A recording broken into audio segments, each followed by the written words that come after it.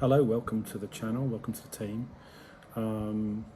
Obviously, at LIX we have a focus on helping students to understand their place and responsibility within a kind of global context. Being in an international school, you're well placed to meet people from lots of different cultures and think about what that means really. You know, every time you have some difference, it's potentially a point of learning. And from this space, then we send you out to the world. Hopefully you come back as well and contribute to Zambia.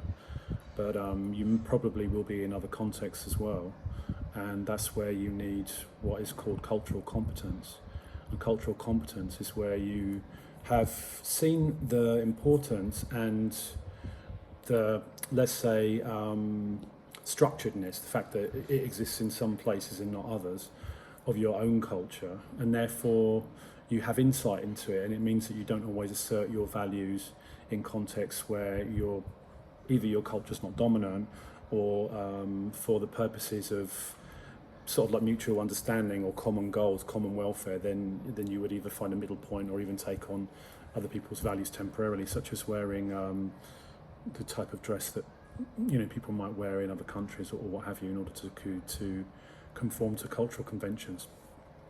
So we sometimes are asked for suggestions on what to do during DAP time, and this year we've got a session where students are doing presentations. That's already up and running, and I know many of you have picked presentations with global themes. For example, I saw David Licando present on feminism, which is an issue that lands differently and is interpreted differently in different parts of the world. So almost everything that you present about, you can take that perspective where you start to think, well, what does that mean in Zambia? What does that mean in another culture that I'm aware of? Or even imaginatively putting yourself into somebody else's position.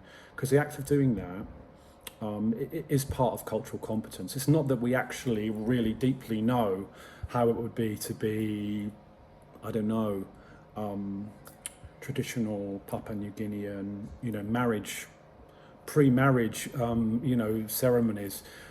But we sometimes have to imaginatively sort of step into that place. So we can do that in our debates, we can do that in our presentations. And what we're asking, Key Stage 4 and Key Stage 5, because this already happens in Key Stage 3 really, is that when you do your presentation, we want you to put it on the Teams. Everyone will have a channel, every form group will have a channel, and then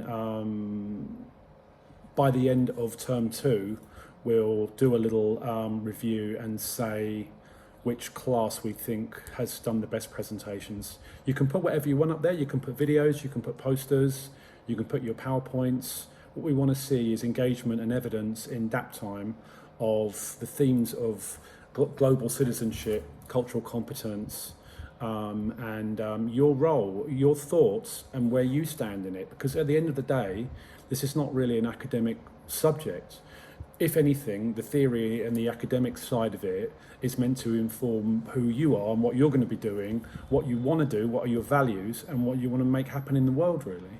And with the investment of time and energy and love that you get here and hopefully in all your other contexts, you will be equipped to go and do something, and that is what we're sending you out to do. Post your evidence here. At the end of term 2, we'll say who the best form was, and we'll give a prize. Jay will buy a cup.